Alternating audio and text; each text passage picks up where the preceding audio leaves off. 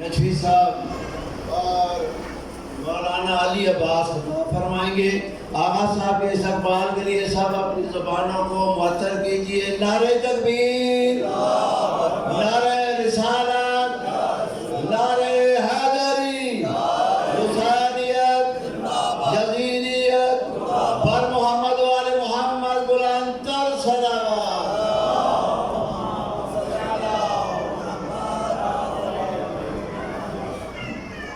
رحم اللہ تعالی الفاتحہ۔ بسم اللہ الرحمن الرحیم۔ الحمد للہ رب العالمین الرحمن الرحیم مالک یوم الدین ایاک نعبد و ایاک نستعین اهدنا الصراط المستقیم صراط الذین انعمت علیہم غیر المغضوب علیہم ولا الضالین۔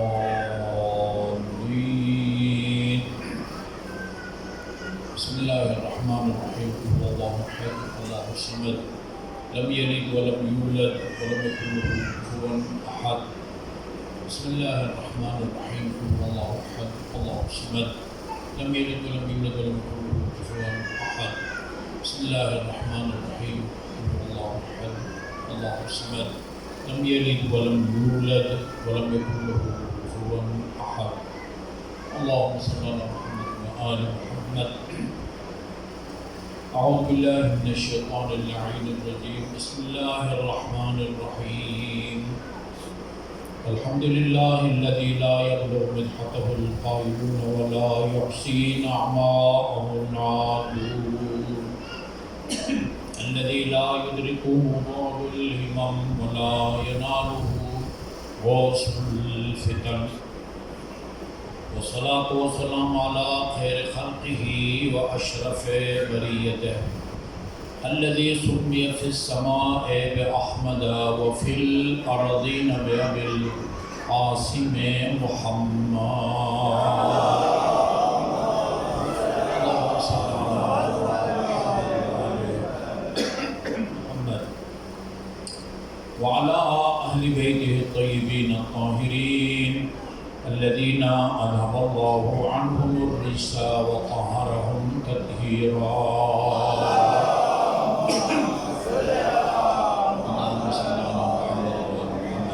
واللعن الأبدي على أعدائهم أجمعين۔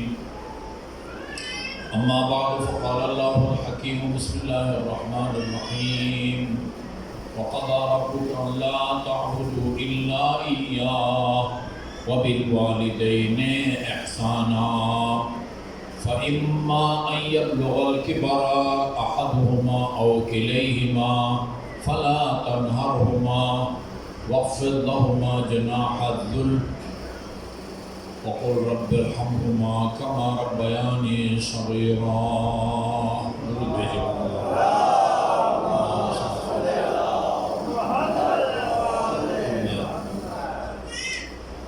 مومنین کرام، میں نے کل کی مجلس میں بھی آپ کی خدمت میں اسی آیہ کریمہ کی تلاوت کی تھی۔ آیہ کریمہ کی پہلے حصے کے بارے میں ہماری گفتگو نسبتاً لمبی ہو گئی تھی، اور آیہ کریمہ کا دوسرا حصہ اس کے بارے میں کوئی زیادہ عروضات پیش نہیں کر سکا۔ آیہ کریمہ کے پہلی آیت میں خدا نے فرمایا ہے کہ میرے علاوہ کسی کی عبادت جائز نہیں ہے، غیر خدا کی عبادت کرنے والا وہ غیر خدا چاہے کسی دھات کا بنا ہوا بت ہو، سورج ہو، آگ ہو، گائے ہو، غیر خدا کی عبادت جائز نہیں ہے۔ ما سوى اللہ را مسلمان بندہ نیست۔ علامہ اقبال رحمۃ اللہ علیہ کا فرمان ہے عبادت صرف خدا کی جائز ہے، خدا کے علاوہ کسی اور کی عبادت جائز نہیں ہے۔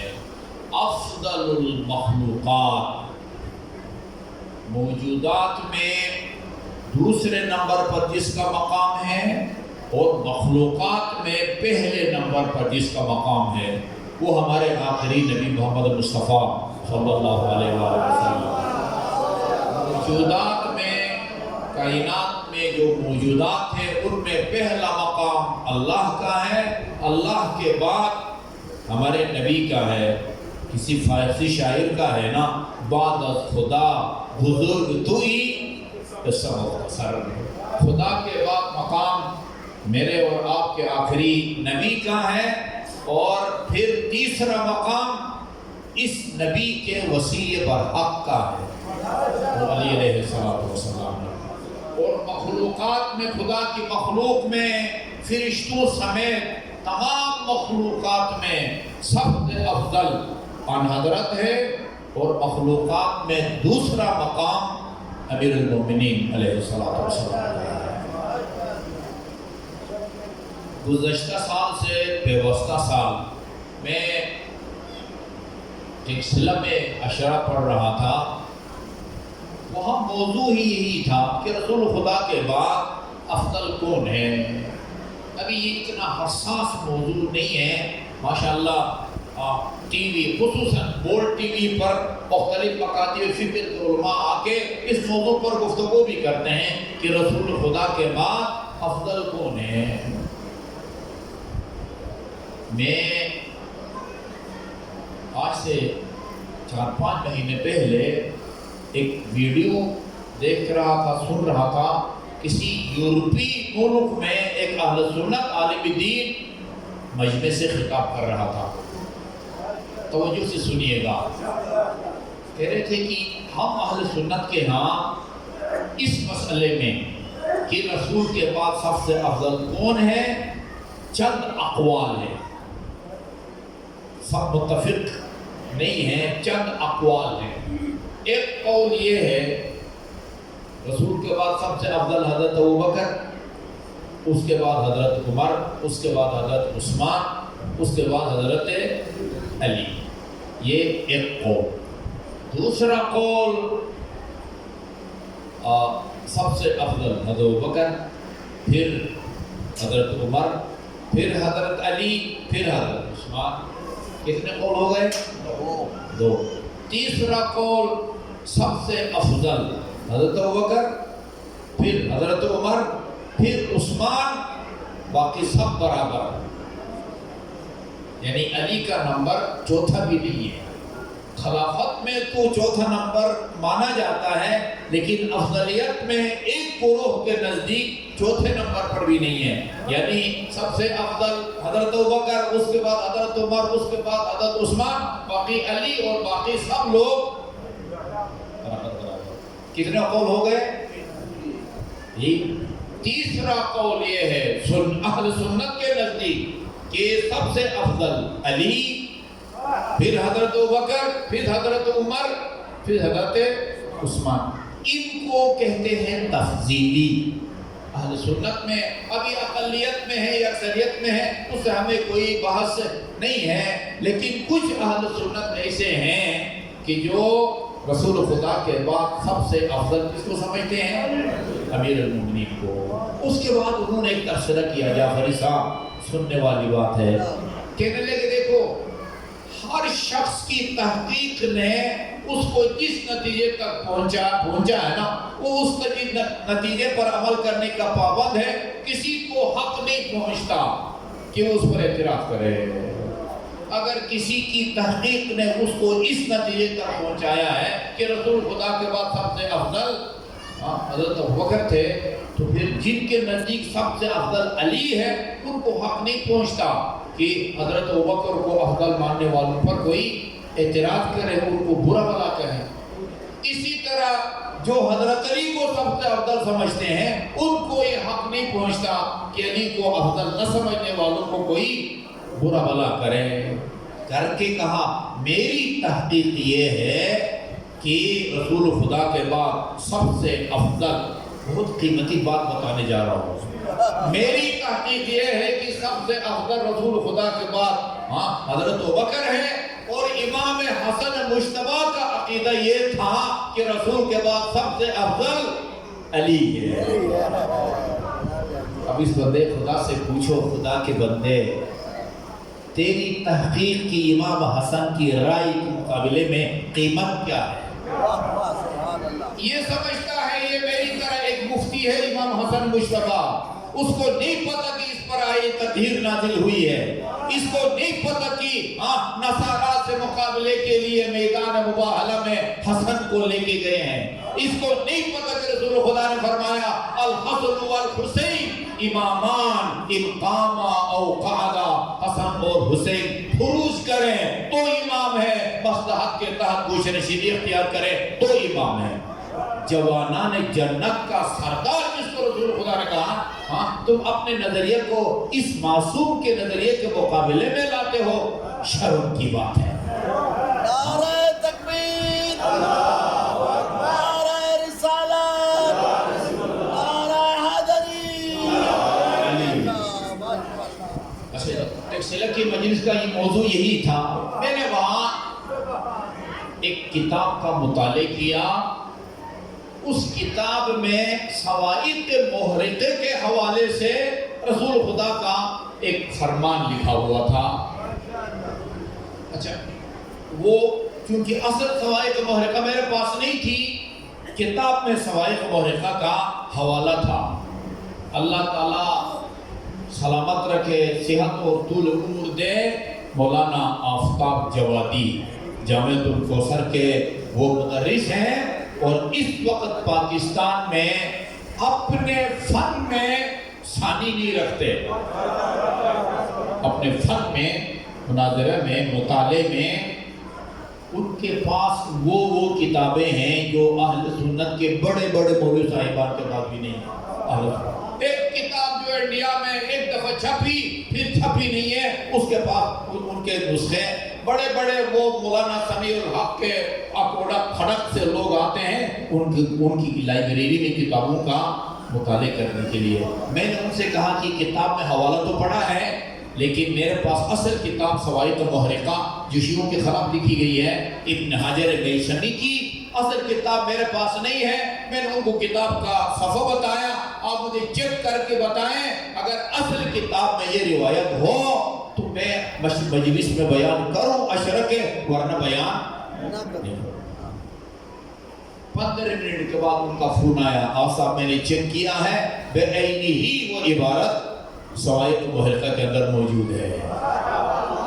اور وہ روایت کیا ہے؟ فرمایا اتا ابو بکر و علی الى قبر رسول اللہ بعد وفاتہ بستۃ ایام۔ رسول خدا کی رحلت کے بعد، آپ کی وصال کے بعد، آپ کی زیارت کے لیے حضرت ابو بکر اور حضرت علی آپ کی قبر کی طرف آئے۔ جب قبر کے قریب پہنچے تو حضرت علی نے حضرت ابو بکر سے کہا تقدم، بسم اللہ، آپ آگے چلیں۔ عمر میں بڑے تھے نا، آپ آگے چلے ہیں۔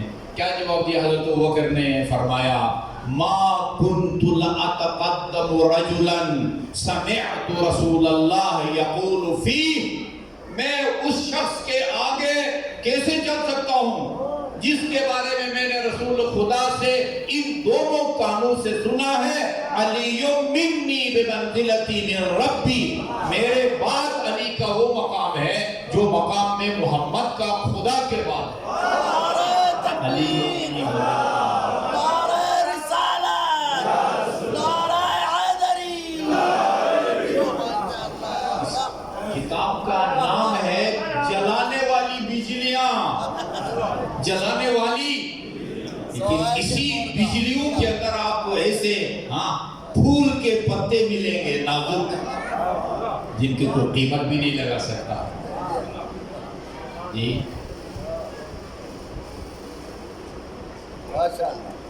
پہلا حصہ میں نے بیان کیا تھا، دوسرا حصہ اس کو کچھ میں نے چھیڑا تھا۔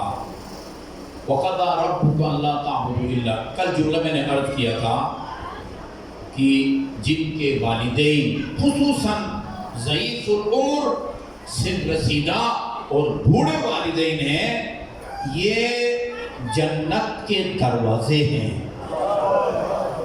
جنت کے دروازے۔ ایک شخص نے رسول خدا سے پوچھا تھا، کل میں نے عرض کیا کہ تیرے گھر میں والدین ہیں، کہا کہ والد کا انتقال ہو گیا، والدہ زندہ ہے، الحمدللہ یا رسول، اس کی خدمت کرتا ہوں، فلزمہ، فرمایا فلزمہ۔ دیکھو اس نیکی کو ترک مت کرو. فَإِنَّ الْجَنَّةَ تَحْتَ قَدَمَيْهَا، جنت ماں کے قدموں کے. یہ روایت بھی ہے جنت باپ کا، ایسا نہیں کہ باپ کے لیے نہ کہا گیا ہو. یہ ٹھیک ہے کہ رسول خدا نے ماں کو زیادہ اہمیت دی ہے. 5ویں کی اسلامیات میں یہ حدیث ہے، اہل سنت کا حوالہ بھی ہے، اور اہل سینکڑوں روایات جو 5ویں سے لے کر 8ویں تک کی اسلامیات میں دی گئی ہیں، اور اس میں اہل سنت کے حوالے تھے. ان تمام روایات کے حوالے اہل تشیع کے بھی ہم نے ابھی دے دیے. جہاں بخاری ہے وہاں اصول کافی میں بھی یہی روایت ہے، جہاں مثلا مسلم میں ہے یہی روایت اصول کافی میں بھی ہے، ترمذی میں ہے یہی روایت بہار الانوار میں بھی ہے. سینکڑوں روایات الحمدللہ. اور یہ اتحاد کی بہت بڑی علامت ہے. جو روایت ان کی کتابوں میں، ہمارا سنت برادران کی کتابوں میں ہے، سیم وہی روایت ہماری کتابوں میں بھی ہے. ان روایات میں سے ایک روایت یہ ہے، ایک شخص رسول خدا سے پوچھتا، یا رسول اللہ، اس دنیا میں کون ایسا ہے کہ جس سے سب سے اچھا سلوک کیا جائے، برتاؤ رکھا جائے؟ کہا ماں. ثم من، الفاظ یہ ہیں ثم من، ماں کے بعد پھر کس کے ساتھ حسن سلوک کیا جائے؟ فرمایا ماں. 3 دفعہ فرمایا ماں. اور جب 4تھی دفعہ پوچھا، یہ بھی رسول خدا سے کچھ نہ کچھ اگلوانا چاہتا تھا بندے خدا، کہا 4تھی دفعہ باپ کا نام لیا ہے رسول خدا صلی اللہ علیہ وسلم. اتنی مشہور ہو گئی ہے یہ روایت، ماں کے قدموں کے نیچے بہشت ہے. اردو شعراء نے اپنے اپنے انداز میں اس روایت کا ترجمہ کیا ہے. کہتے ہیں ماں کے پاؤں کے نیچے بہشت ہے، زیر قدم والدہ فردوس برین ہے. اس نعمت کی قدر کیجئے میرے بزرگوں اور عزیزوں. والدین کے ساتھ ان کی دنیا سے چلے جانے کے بعد بھی نیکی کر سکتے ہیں. کر میں نے آپ کی خدمت میں صادق آل محمد کی وہ روایت سنائی، ما لکم لا تبرون بوالدیکم حیین او میتین. اپنے زندہ اور مرحوم والدین کے ساتھ نیکی کیوں نہیں کرتے؟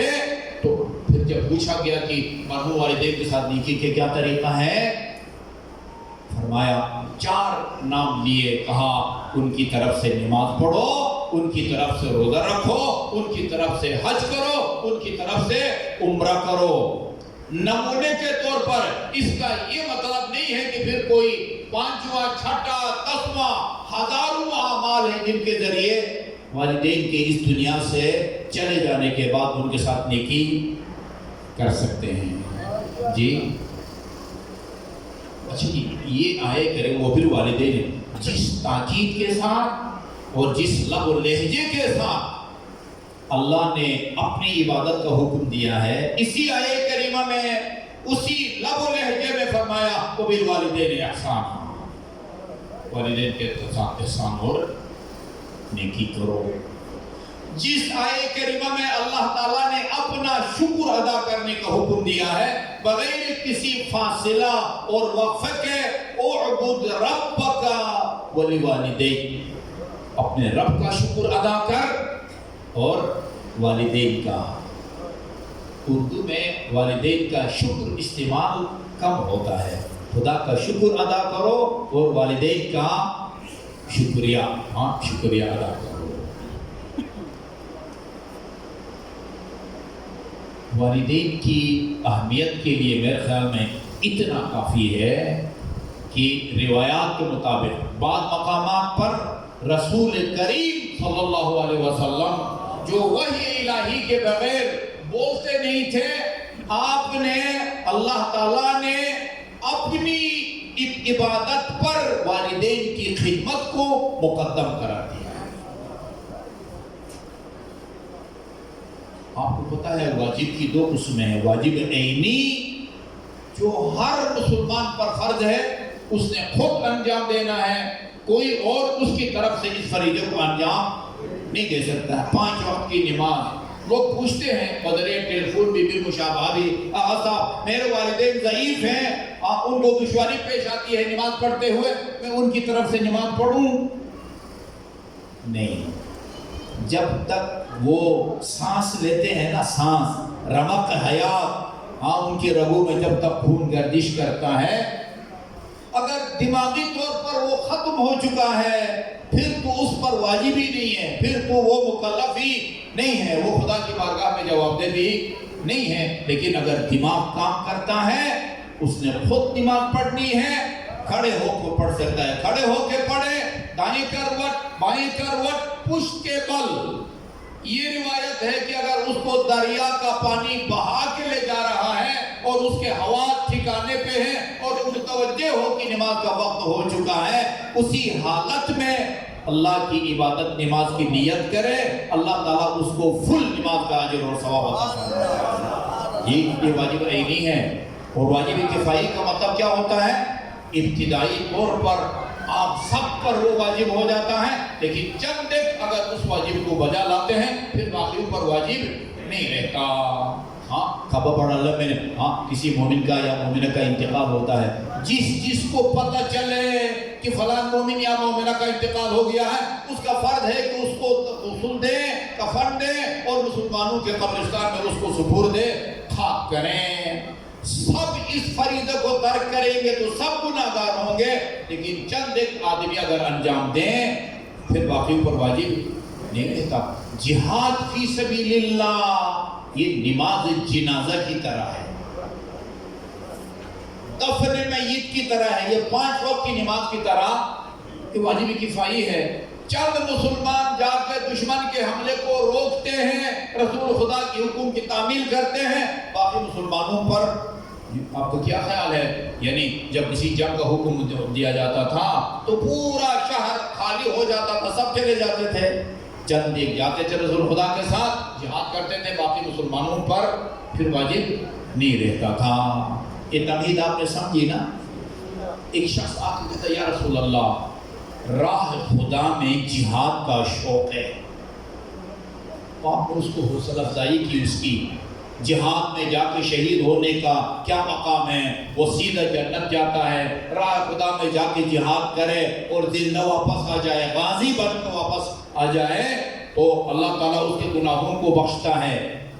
جانے کی حوصلہ افزائی کی، لیکن فرمایا یا رسول اللہ جہاد کو جانے کو جی تو چاہتا ہے، لیکن میرے گھر میں بوڑھے والدین ہیں، بوڑھے والدین وہ مجھ سے مانوس ہیں، میں ان کی جس طرح خدمت کر سکتا ہوں کوئی اور اس کی خدمت نہیں کر سکتا۔ رسول خدا نے فرمایا جہاد فروضی میں سے ہے، جس طرح نماز واجب ہے، روزہ واجب ہے، حج واجب ہے، زکوٰۃ، خمس، امر بالمعروف نہی عن المنکر، تولّیٰ تبرّع، اسی طرح جہاد بھی فرض ہے۔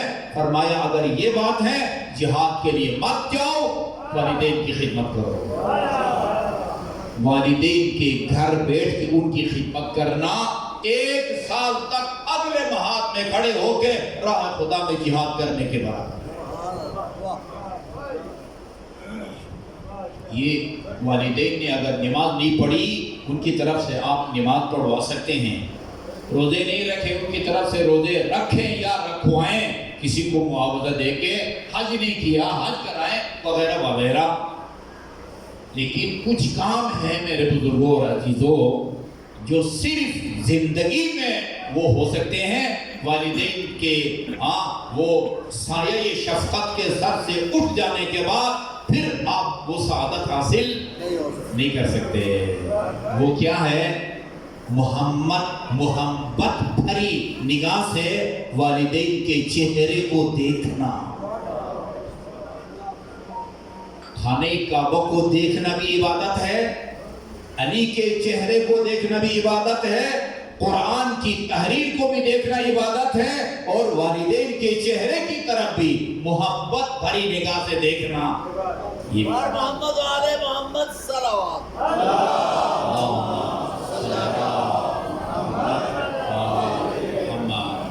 مجھے یاد آ گیا ایک دفعہ میں نے جمعہ کے خطبے میں ایک روایت بیان کی تھی کہ رسول خدا نے فرمایا ہے اکرموا اولادی ظاہر ہے سادات بھی بیٹھے ہیں، غیر سادات بھی بیٹھے ہیں، سادات کی ذمہ داریاں الگ ہیں، غیر سادات کی ذمہ داریاں الگ ہیں۔ فرمایا اکرموا اولادی الصالحون للہ والطالحون لی، میری اولاد کا احترام کرو۔ یا اولاد سے مراد حسن اور حسین اور فاطمہ زینب یہ نہیں ہے، اور اس کی دلیل اگلا جملہ ہے یا اگلا لفظ ہے، اکرموا اولادی، میری اولاد کا احترام کرو، الصالحون للہ، میری اولاد میں سے جو نیک ہے، متقی ہے، پرہیزگار ہے، ان کا احترام کرو خدا کی خاطر، والطالحون لی، میری اولاد میں سے اگر کوئی گناہگار ہے تو اس کا احترام کرو میری خاطر۔ کیا خیال ہے؟ اولاد پیغمبر سے گناہ سرزد ہو سکتا ہے؟ حسن سے گناہ سرزد ہو سکتا ہے؟ حسین سے، فاطمہ سے، زینب کبریٰ سے، ان سے گناہ سرزد نہیں ہو سکتا۔ ہاں سادات جو آج کل موجود ہیں، ہمارے درمیان بھی موجود ہیں، ان میں گناہگار ہو سکتے ہیں، غیبت بھی کر سکتے ہیں، نماز بھی ترک کر سکتے ہیں، اور بہت سارے گناہ بھی وہ کر سکتے ہیں۔ فرمایا الصالحون للہ، جو نیک ہے ان کا احترام خدا کی خاطر کرو، اور جو گناہگار ہے ان کا احترام۔ دو چیزیں ہیں، توہین مت کرو۔ جی اس کا مطلب یہ نہیں ہے کہ رسول خدا فرماتے میری اولاد وہ مرفوع القلم ہے، وہ جو مرضی کرتے پھریں، ان کو روکو نہیں، ٹوکو نہیں۔ امر بالمعروف نہی عن المنکر، معروف کو سید ترک کرے پھر بھی اس کو معروف کا حکم دینا واجب ہے، منکر برائی کا مرتکب سید ہو غیر سید ہو اس کو روکنا ہمارا فرض بنتا ہے۔ توہین مت کرو، لیکن اگر اس سے کوئی غلط کام سرزد ہو رہا ہے، بڑے ادب اور احترام سے شاہ صاحب کو اس غلط کام سے روکو۔ اور شاہ صاحبان کو یہ نکتہ نوٹ کر لینا چاہیے کہ اگر وہ کوئی نیک کام کرتے ہیں تو اس کا ثواب دوسروں کے مقابلے میں ان کو زیادہ ملتا ہے، اور اگر کوئی غلط کام کریں تو پھر ان کا محاسبہ اور محاسبہ بھی مواخذہ بھی ترک ہوتا ہے۔ ڈبل اس لیے ہوتا ہے، ایک یہ کہ خدا کے حکم کی تعمیل نہیں کی، اللہ کی نافرمانی کی، اور دوسرا رسول کی طرف جو نسبت ہے اس کا پاس نہیں رکھا۔ یہ بہت ضروری ہے۔ اچھا، میں نے خود میں بیٹھ کے تحقیق کی ہے، آیت اللہ نجفی قرعشی جو یہ روایات کی سند میں بڑی شہرت رکھتے تھے، کون سی روایت صحیح ہے، کون سی روایت غلط ہے، کس روایت کے راوی قابل اعتبار ہیں، کس روایت کے راوی قابل اعتبار نہیں ہے، وہ بڑے ماہر تھے۔ میں نے خود ان سے جا کے کہا، عرض کیا، یہ روایت بیان کی جاتی ہے، رسول خدا نے فرمایا میری اولاد کا ہر حالت میں احترام کرو، گناہگار ہے تو بھی احترام کرو میری خاطر، نیک متقی پرہیزگار ہے پھر بھی احترام کرو خدا کی خاطر۔ یہ روایت ہے؟ فرمایا ہاں، حوالہ بھی دیا، آیت اللہ بروجردی مرحوم کی کتاب، روایات کی کتاب جامع احادیث شیعہ کے اندر ہے، اور معتبر بھی ہے۔ اور معتبر کا مطلب یہ ہے کہ رمضان المبارک میں روزے کی حالت میں آ کے میں کھبا پڑا اللہ کے مومنین کے سامنے یہ روایت پڑھوں، رسول خدا نے فرمایا ہے میری اولاد میں سے جو نیک ہیں ان کا احترام خدا کی خاطر کرو، اور اگر گناہگار ہے تو اس کا احترام میری خاطر، پھر میرے روزے کو کچھ بھی نہیں ہوگا، روزہ نہیں ٹوٹے گا۔ کیوں؟ رسول کا فرمان ہے، میں نے کوئی غلط نسبت نہیں دی۔ میں نے جب خطبے میں اس کو بیان کیا، نام نہیں لیتا، آپ سب جانتے ہیں، پنڈی کے ایک امام جمعہ، ہمارے بہت ہی اچھے تعلقات ہیں، مجھے پتہ چلا کہ انہوں نے جمعہ کے خطبے میں فرمایا میں اس روایت کو نہیں مانتا۔ کس طرح رسول خدا گناہگار سادات کے احترام کے لیے کہتے ہیں؟ مجھے جب پتہ چلا کہ انہوں نے یہ کہا کہ میں اس روایت کو نہیں مانتا، رسول خدا کبھی بھی گناہگار سادات کا احترام، ان کی عزت کرنے کا حکم نہیں دے سکتے، میں نے اگلے جمعہ میں عرض کیا کہ خدا نے قرآن میں کافر والدین کے ساتھ احسان کا حکم دیا ہے۔ آپ کے خیال میں گناہگار سادات کافر والدین سے بھی گئے گزرے ہوئے ہیں؟ لکھا ہوا کافر والدین ہو، کوئی بھی ہو، اسکاشری ہو، سنی ہو، وہابی بھی ہے، ماں یا باپ خدا کا منکر بھی ہے، اس کا احترام۔ مرحوم آیت اللہ دستغیب نے اپنی کتاب گناہان کبیرہ میں ایک واقعہ لکھا ہے۔ ایک شخص جو مسیحی تھا، عیسائی، وہ مسلمان ہو جاتا ہے اور مسلمان ہو کے امام جعفر صادق علیہ السلام کی خدمت میں حاضر ہوتا ہے۔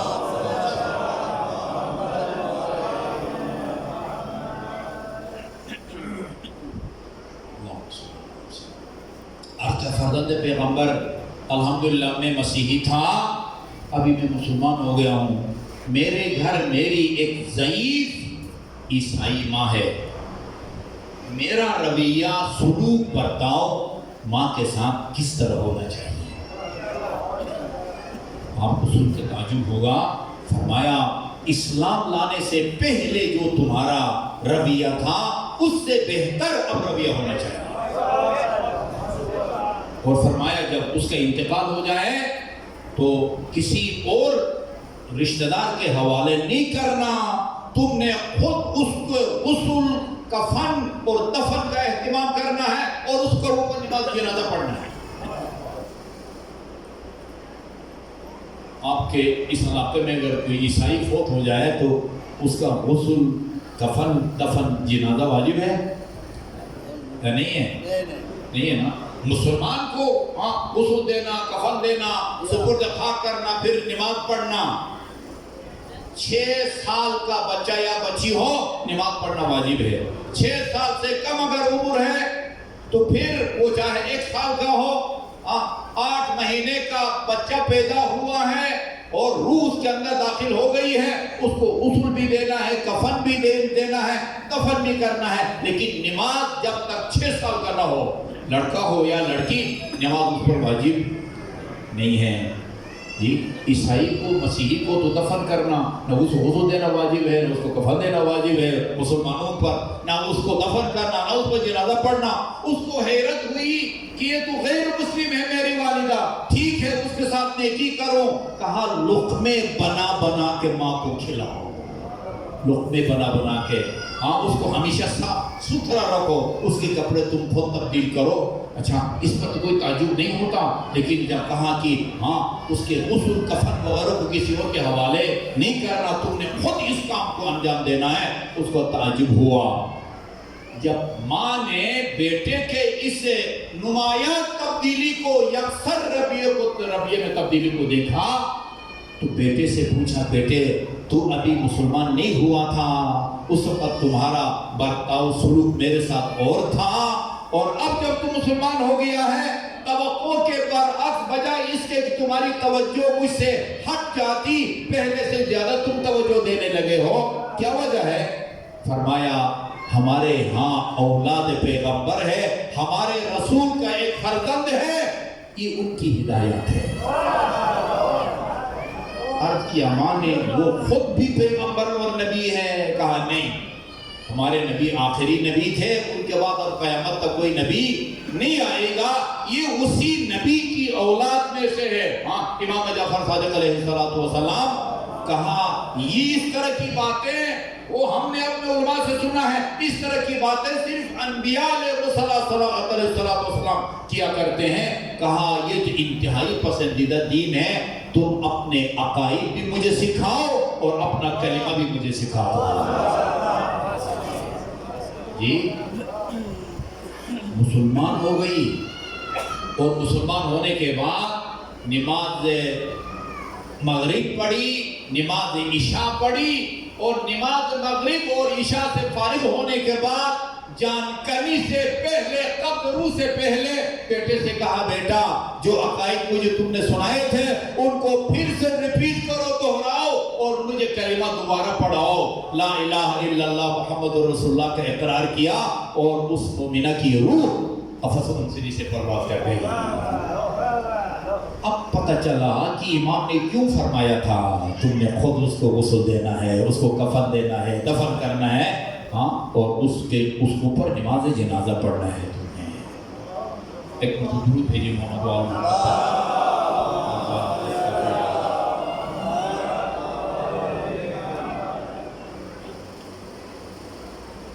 روایات میں ہیں 3 قسم کے لوگوں کو یا مردوں کو باپ کہا گیا ہے، باپ۔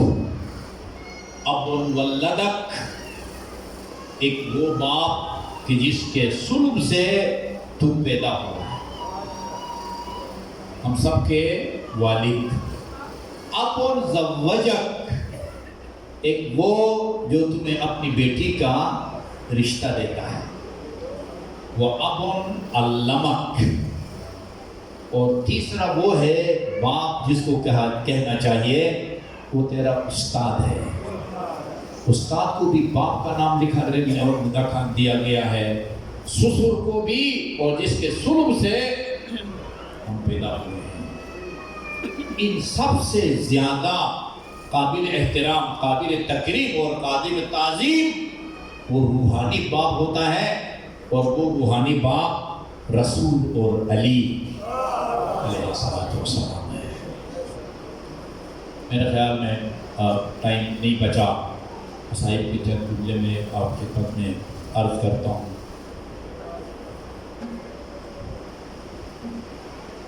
ایک اہل سنت خاتون رائٹر ہے، اس کا نام ہے بنت الشاطی، ڈاکٹر بنت الشاطی، پی ایچ ڈی ہے۔ اس نے جناب زینب الکبریٰ کے بارے میں عربی میں کتاب لکھی ہے، اور عربی میں کتاب کا نام ہے بطلۃ کربلا، اور اس کا جو اردو ترجمہ ہے اس کا نام ہے کربلا کی شیردل خاتون۔ وہ اپنی کتاب میں لکھتے ہیں، میں نے خود کتاب میں نہیں پڑھا، میں زیارات کے لیے گیا ہوا تھا، بر صغیر کے لیے قابل فخر پاکستانی مرجع تقلید آیت اللہ العظمیٰ آیت اللہ بشیر، ہم ان کی زیارت کے لیے گئے تھے۔ جب بھی زائر جاتے ہیں وہ مختصر مسائل پڑھتے ہیں، اور زار زار خود بھی روتے ہیں، اور زوار بھی ظاہر رو رہے ہوتے ہیں۔ انہوں نے اس مختصر مجلس میں اس کو پڑھا، کہا کہ وہ خاتون رائٹر بنت الشاطی اپنی کتاب بطلۃ کربلا میں وہ لکھتے ہیں کہ جب امام علیہ السلام کی کربلا میں شہادت ہوئی نا، یہ ابھی جو تل زینبیہ ہے نا، جہاں پر بہت بڑا حرم بنایا گیا ہے، وہاں سے دیکھ رہی تھی نے بابا کے بھائی کی جہاد کو۔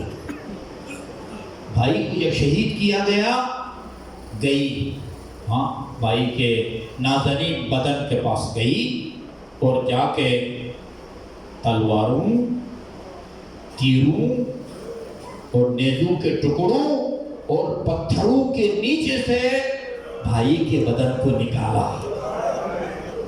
چاروں طرف سے لوگ دیکھ رہے تھے، دشمن اور ساتھ کے سپاہی۔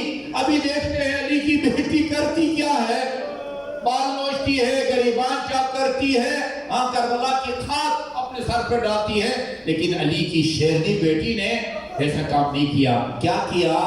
دونوں ہاتھ بھائی کے بدن کے نیچے رکھے اور خدا کی بارگاہ میں دعا کی، اللہم تقبل منی ھذا القربان، خدایا ہم اہل بیت کی اس قربانی کو اپنی بارگاہ میں قبول کرنا۔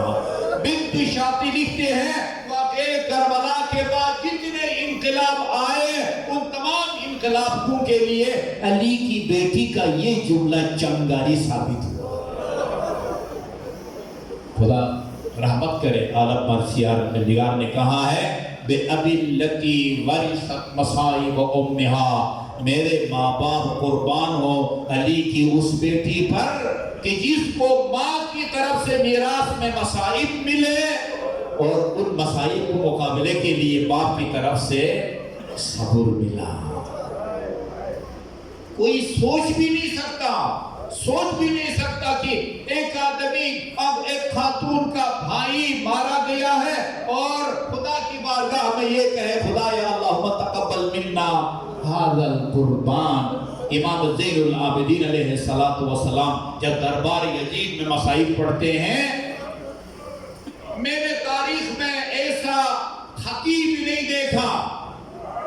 ہم تو آپ کے سامنے آتے ہیں، اکثر عزیز مہربان ہیں جی، سب چاہنے والے ہیں، پیار کرنے والے ہیں. قاتلوں کے مجمع میں کھڑے ہوتے ہیں، ہاتھوں میں ہتھکڑیاں ہیں، گلے میں اس خطیب کے خاردار توق ہیں، پاؤں میں وزنی بیڑیاں ہیں. میں نے خود مقتل میں پڑھا ہے، آپ کے قدمہائے مبارک مجروح ہو چکے تھے اور خون ٹپکتا تھا. ہاں، اس حالت میں منبر پہ جا کے مصائب پڑھتے ہیں. پہلا جملہ یہ ہے، انا المقتول ظلما، اس کا بیٹا ہوں جس کو بے جرم بے خطا ظلم و ستم سے مارا گیا. انا المقتول حتی قضا، اس باپ کا بیٹا ہوں جس کو فرات سے چند قدم کے فاصلے پر پیاسا مارا گیا. اس کے بعد ایک جملہ ہے عزادارو، جب تک میں نے خود مقتل کی کتابوں میں خطبہ نہیں پڑھا، اس جملے کو میں نے مصائب میں شامل نہیں کیا. فرماتے ہیں ارب المذبوح من القفا، اس باپ کا بیٹا ہوں جس کو پس پشت سے ذبح کیا گیا. اس کا بیٹا ہوں کہ جس کی شہادت کے بعد اس کے سر مبارک کو تن پاک سے جدا کر کے نوک سنام پر بلند کیا گیا. اور آخری جملہ جس کو ساری زندگی اس مصیبت کو نہ بھلا سکے، فرمایا میں اس کا بیٹا ہوں جس کی شہادت کے بعد اسی کے اہل حرم کو، نبی کی نواسیوں کو اور علی کی بیٹیوں کو کربلا سے کوفہ اور کوفہ کے بازاروں و درباروں میں بے معنی چادر پھیرایا گیا.